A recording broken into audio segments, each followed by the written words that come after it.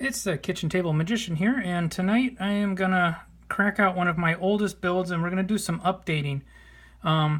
This deck I built in Tempest Block, and it has gone through a few updates along the years, but it's been probably 3 or 4 years since I've touched it as far as upgrading it. I still play with it from time to time, but I want to play with it some more, so I'm going to add some newer, better stuff to it. This is, I call it Blitzkrieg, but it's a Suicide Black deck, and we'll show you what I mean by that. That was a pretty cool build back in the day. It was a tournament build. Oh yeah, centered around this guy. Carnifage, a 2/2 creature for 1 black, so that was unheard of. When this guy came along, he was the first one. But you got to pay a life to do anything with him every upkeep. So we'll tear this down a little bit, and I'll break it down and tell you the history of it a little bit, and then we're going to put some new cards into it.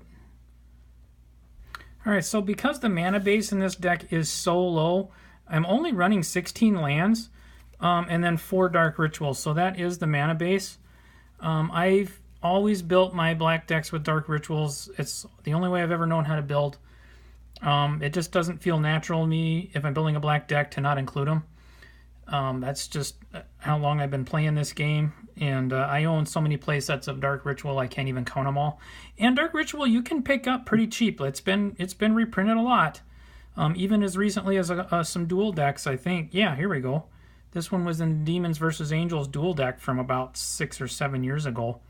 So, yeah, that's a pretty cheap mana base. 16 lands, 4 Dark Rituals. Nothing in this deck costs more than 2 mana, with the exception of 2 cards that only cost 3.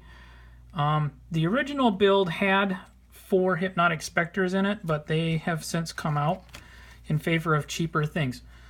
Alright, so the build, like I said, I built it in Tempest Block when Exodus came out, and it was built around this guy as kind of the centerpiece, 1 drop. 1 black mana, 2/2. During your upkeep, pay a life or tap him. So 4 of those. Getting a couple of these out on turn 1 was just absolutely brutal. And I also had, what else was in there? Black Knights and Hymn to Torox. But the strategy of the deck has changed a little bit, so I took out the Hypnotic Specters and the Hymn to Torox and replaced them with some more aggressive stuff. But some of the original stuff that's still in here, I have 4 Urg Raiders, who I think are going to come out tonight and get replaced by some faster stuff. I kept them in because for 2 mana you get a 2/3 body. The only downside is you've got to attack with them every turn. So sometimes they commit suicide. And then Tempest Block also had the Shadow Creatures. So this is a 2/2 for 2 black that has Shadow. It also has to attack each turn. But the thing about Shadow is this guy's never going to get blocked unless your opponent happens to be running creatures with Shadow, which is very, very rare. So he gets through unchecked usually. What else was in the original build? Oh, 4 Unholy Strengths were in the original build and are still in it. That's a lot of value for 1 black. Yes, you can potentially get 2 for 1 because this is a creature enchantment, but it's really efficient. And then the only removal in the whole deck is 4 Terrors. And that usually is enough to do the job. Playing against a black deck, though, these become dead draws. So I do sideboard 4 Diabolic Edicts, which are also from Tempest, but only for if I'm playing against black. Then it allows me to at least get a few creatures off the table. Alright, so as the years went on, like I said, I took out Black Knights, Hypnotic Specters, and Hymn to Torox in favor of some newer creatures. In Champions of Kamigawa, Wicked Akuba was printed. 2/2 for 2 black. If you deal damage to your opponent, you can pay a black mana and get some extra damage put in. Now you can activate this multiple times. So you can, if you got extra swamps laying around, you can get an extra 2 or 3 points in if you got them. So that makes this guy really aggressive and one that your opponent definitely wants to block every turn. Then came no, actually Mirrodin came before Kamigawa, didn't it? So the Bone Splitters and the Grimclaw Bats would have come first. I have a pair of each of these. This is a really efficient piece of equipment. 1 mana, equips for 1, gives a creature +2/+0. If you've got this on your Dauthi Slayer, you're getting 4 points a turn unchecked. to your opponent. So extremely efficient. And even dropping this and a Carnifage on the first turn and being able to equip it right away, you've got a 4/2 guy swinging on turn 2.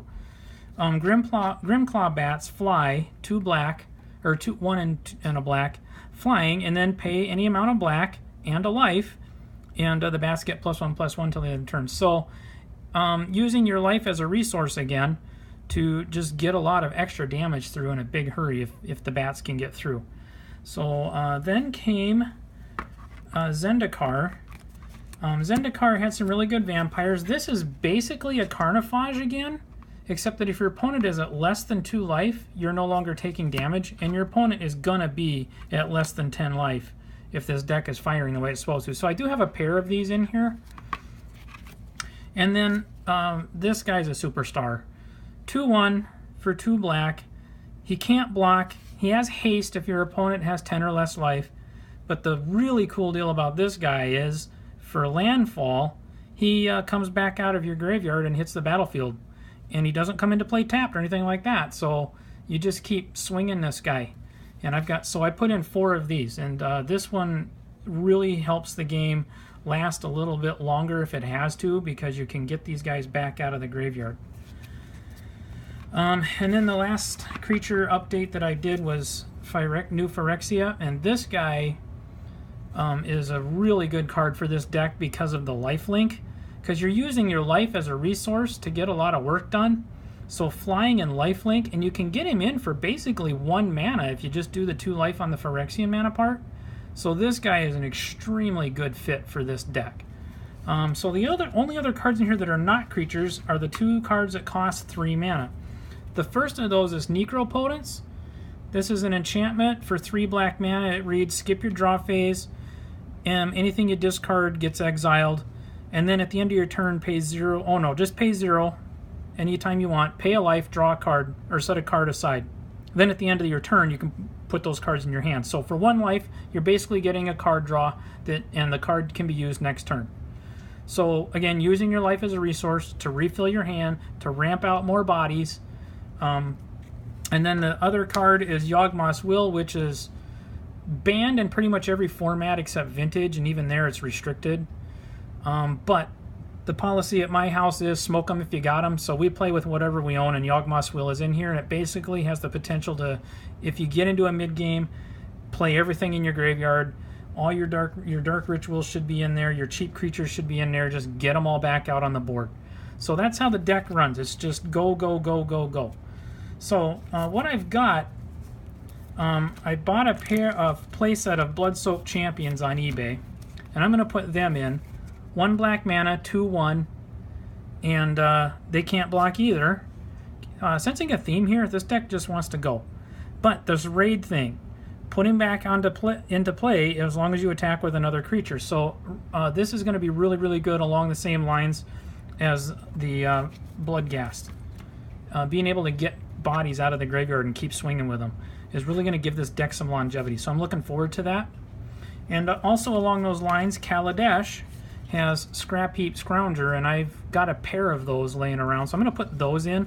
This is a 3/2 body for 2, and it also can't block, but for 1 and a black, you can exile a creature out of your graveyard and put this guy back onto the battlefield. So I now am going to be adding 6 more creatures that I can pull out of the graveyard and keep swinging with after they're dead. So this is going to put this deck into new territory that it couldn't get into before, and that's going to be a mid-game. If it has to get into a mid-game situation now, I think we'll still be able to seal the deal, whereas it used to just stall. If the opponent could survive the early onslaught, then this deck would stall out and lose just about every time. So I think I'm going to take out the 2 Lacerators, and I'm definitely taking out the Urg Raiders. And I'll put in the Blood-Soaked Champions in place of the Urg Raiders, and I will be putting in the Scroungers in place of the Vampire Lacerators. So those are the substitutions I'm going to make. I can't wait to play with this deck when my friends come over. This whole thing can be built extremely cheap. Everything in here is dirt cheap, except potentially the Yawgmoth's Will, which you don't really need, and a good substitute for that, even though it's at 5 mana, might be like an Ad Nauseam, where you can reload your hand. You could possibly sub out the Necropotence too. Or, if you don't like the mana cost on this, which I don't, a couple of Sign-in Bloods would be a fair alternative. It's a little bit of card draw with the cost of a little bit of life. So those would be some potential alternatives to the Yawgmoth's Will and the Necropotence. But I play with these because I have them. So, but everything else in here is really just pennies. There's hardly any, there's no money in here at all. You could probably build this deck for maybe maybe the Bloodghast might have a little bit of a price tag, but I still don't think he's bad. But I'll bet you could get into this deck for under 30 bucks. Start top to bottom, not counting the Necropotence and the Yawgmoth's Will. So, something fun to build, super aggressive, and not real expensive. Thanks for watching.